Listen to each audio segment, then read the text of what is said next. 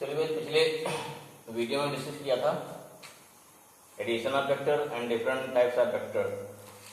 आज हम डिस्कस करेंगे product of vector in which it have two types, scalar product and vector product. तो concept समझिए क्या इसका कंसेप्ट है, जिससे क्वेश्चन हर टाइप के सॉल्व हो सके आराम से। तो पहला क्वेश्चन है, first one scalar product. Scalar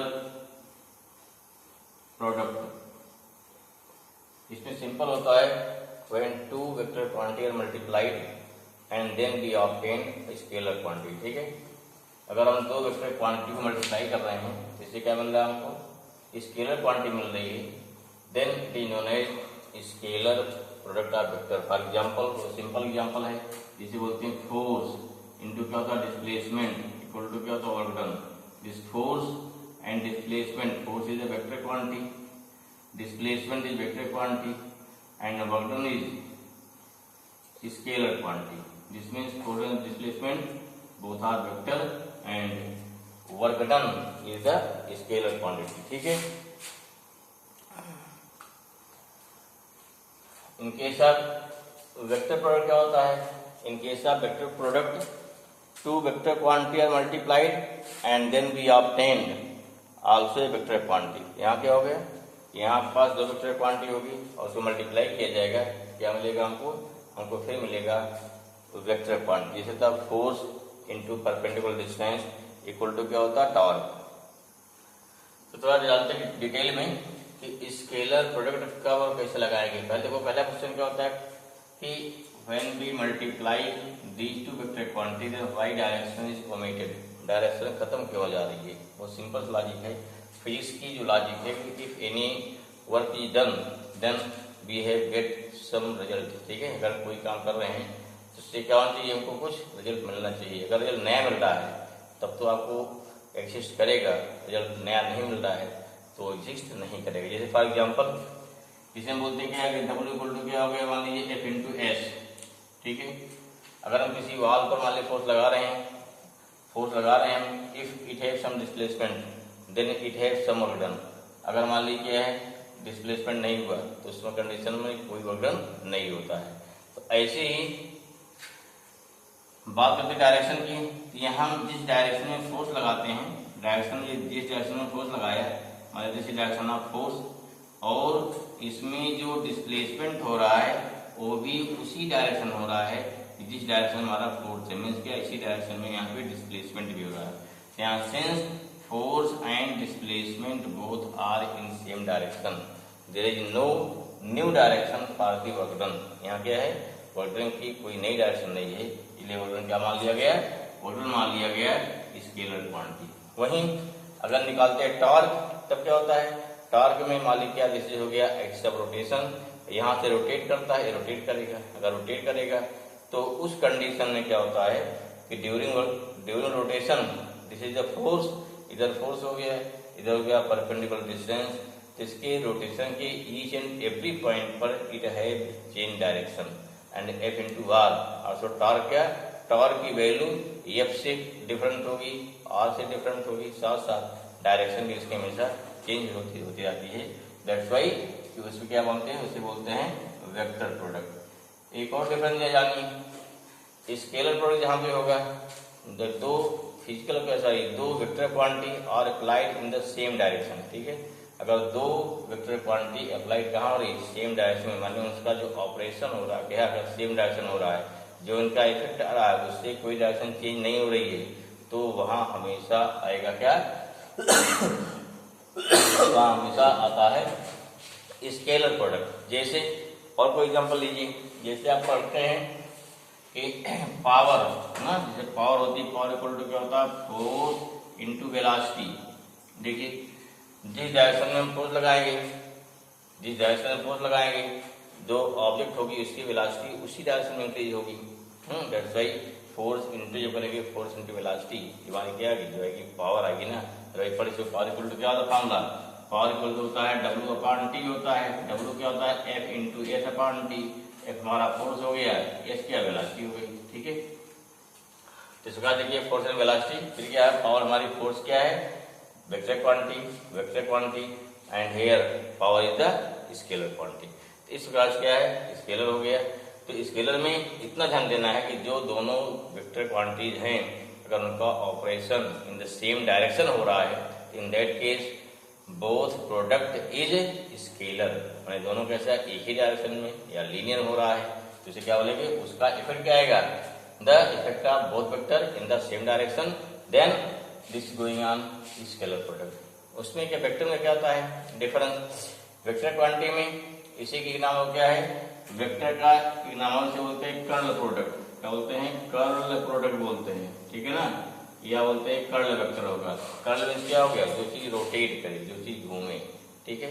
तो जहां पर भी अगर वेक्टर प्रोडक्ट आ रहा है तो वहां दोनों वेक्टर किसी एक्सिस के अलोंग हमेशा रोटेट करते नजर आएंगे, ध्यान रखिए, ठीक। अगर कहीं पर भी वेक्टर प्रोडक्ट आ रहा है क्या हो गया, वहां पे जो आपके विषय both two vectors are rotate about any axis. जैसे वेक्टर आपका ए इधर हो गया, बी इधर हो गया, दोनों क्या करेंगे, या ए जो होगा, कंडीशन क्या है, या तो ए जो है किधर रोटेट करेगा, बी की तरफ, या बी जो है किधर रोटेट करेगा, ए की तरफ। एक तो होती है, ठीक है भाई।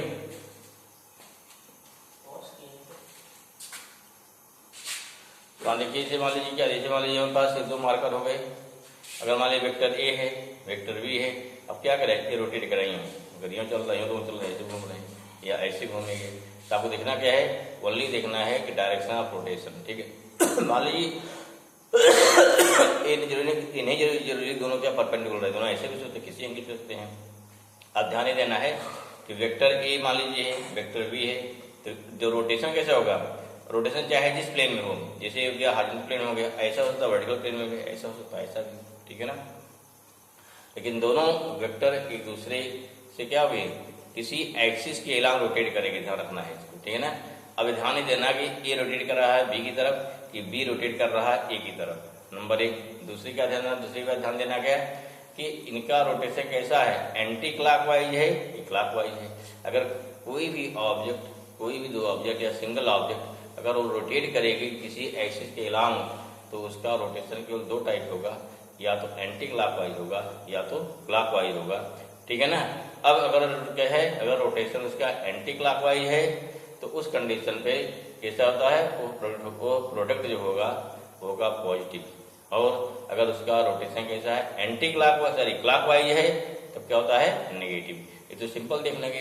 अब जैसे मान लीजिए इस प्लेन में है, वर्टिकल प्लेन में ऐसा घूम रहा है, ठीक है, अगर यहाँ घूम रहा है, कौन डायरेक्शन देखिए, अगर यहाँ घूम रहा है तो क्लॉकवाइज हो गई, क्लॉकवाइज वो डायरेक्शन कहाँ जाएगी, अंदर जाएगी, इधर परपेंडिकुलर। और अगर एंटी क्लॉकवाइज है तो क्या, पॉजिटिव माने आउटवर्ड, ध्यान रखिए हमेशा। देखिए एक डायरेक्शन में आ गया, जैसे देखो अगर लेते हैं एक्स वाई प्लेन में, तब क्या हो गया, एक्स वाई प्लेन में हॉरिजॉन्टल प्लेन हो गया, एक होगा एक्स, एक हो गया वाई, तो इनकी जो डायरेक्शन होगी ना तो एक्स डायरेक्शन होगी ना तो वाई में होगी, इसके रोटेशन की डायरेक्शन क्या मानते हैं, ए क्रॉस बी की डायरेक्शन दोनों वेक्टर के परपेंडिकुलर होती है, मीन्स ए के परपेंडिकुलर बी के परपेंडिकुलर। अगर ए कहाँ पर एक्स में है, बी कहाँ पर वाई में है, तो इनका प्रोडक्ट कहाँ पर आएगा, इनका प्रोडक्ट आएगा अलोंग जेड एक्सिस, जेड माने या तो अपवर्ड होगा या तो डाउनवर्ड होगा, तीसरी कोई डायरेक्शन ही नहीं है। अगर तीसरी डायरेक्शन नहीं है तो इसमें क्या होगा, जो रोटेट करेगा एंटी क्लॉकवाइज है, क्या अपवर्ड मीन्स पॉजिटिव, एंड अगर क्लॉकवाइज है तो क्या हो गया, डाउनवर्ड मीन्स क्या हो गया, नेगेटिव। तो सिंपल ये डिफरेंस होता है कि वेक्टर और क्रॉस में, ठीक है। तो आपको एकदम क्लियर हो जाना चाहिए कहाँ पे आएगा वेक्टर प्रोडक्ट और कहाँ पर आएगा क्रॉस प्रोडक्ट, सॉरी कहाँ पे आएगा स्केलर प्रोडक्ट और कहाँ पे आएगा क्रॉस प्रोडक्ट या वेक्टर प्रोडक्ट। अगर स्केलर प्रोडक्ट है तो उसमें बोथ वेक्टर और operate in the same direction, means उसका जो इफेक्ट होगा, ठीक उन दोनों वेक्टर का जो इफेक्ट होगा उससे हमारा जो रिजल्टेंट आएगा उससे डायरेक्शन चेंज नहीं होगी।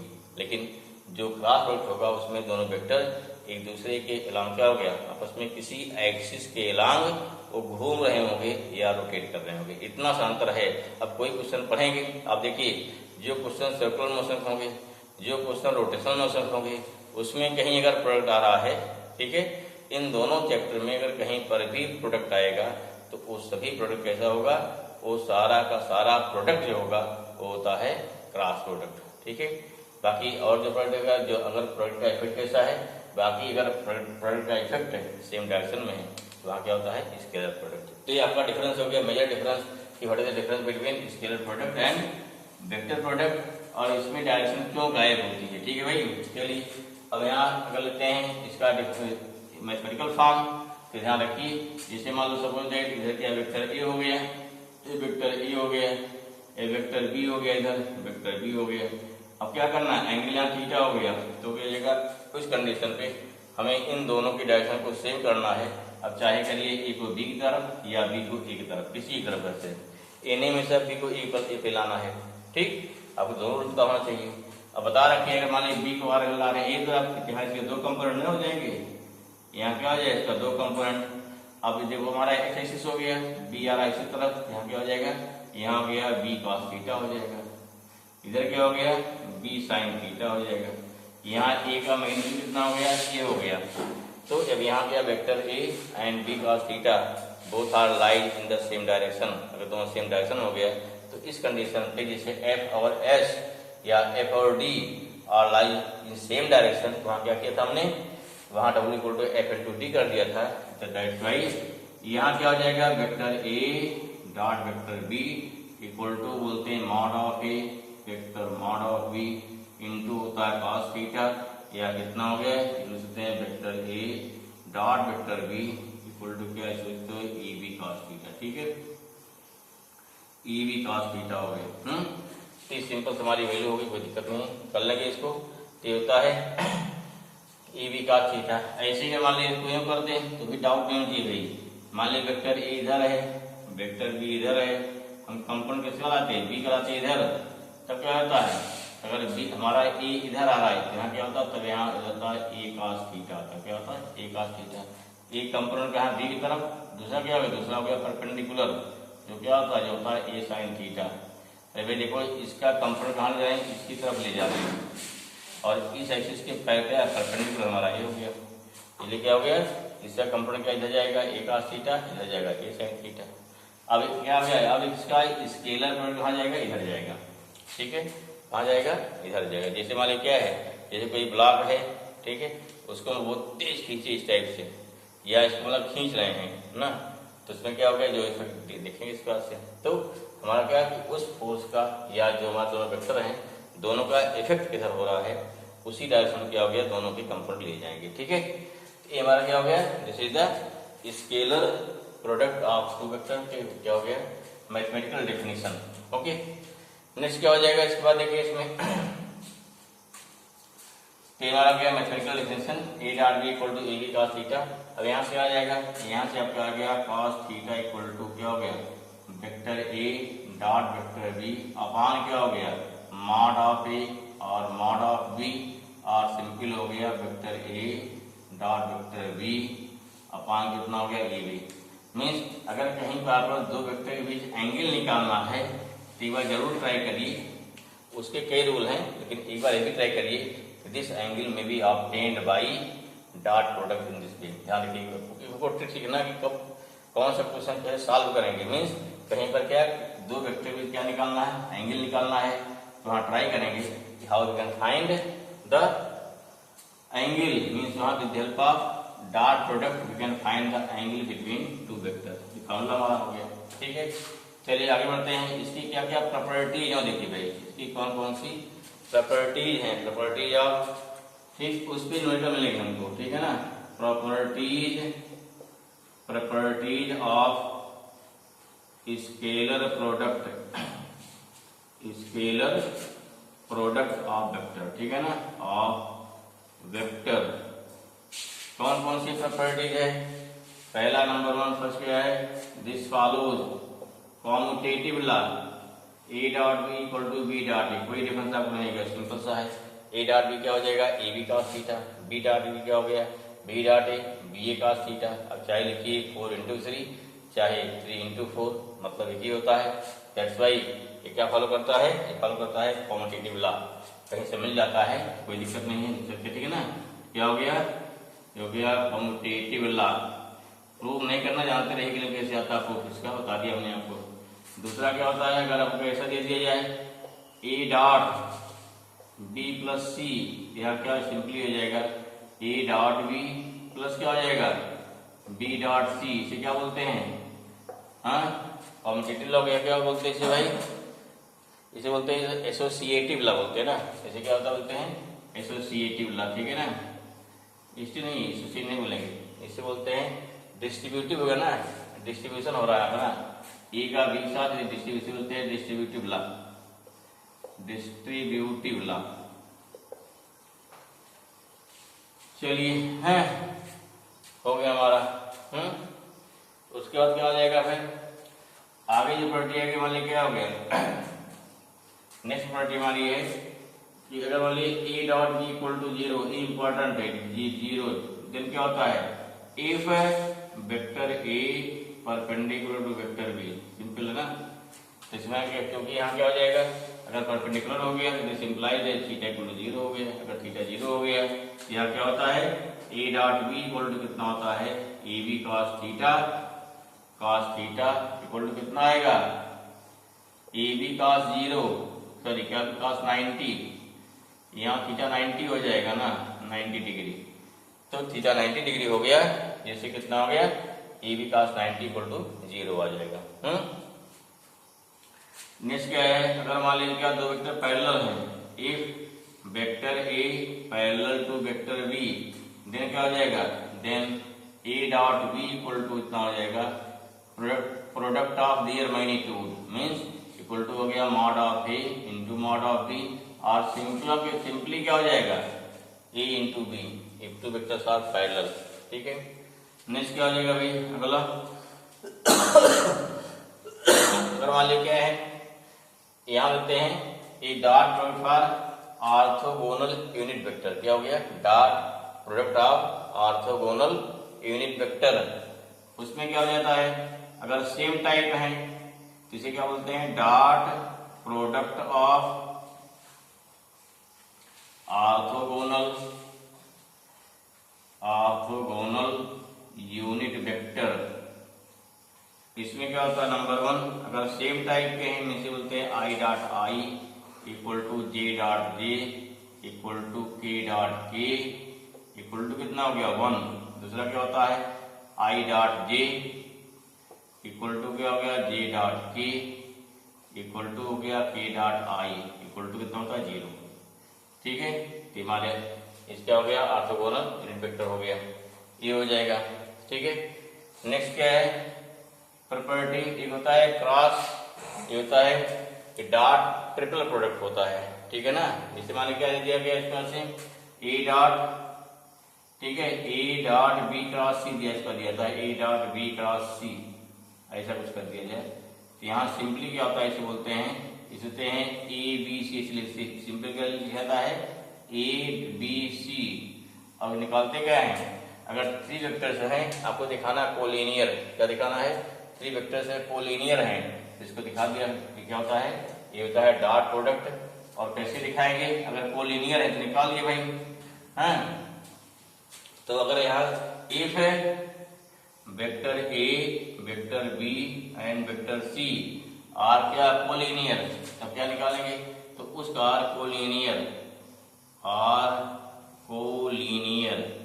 एक लाइन में है तो क्या हो जाएगा, तो हो जाएगा आपका A B C equal to क्या होता है 0 होता है।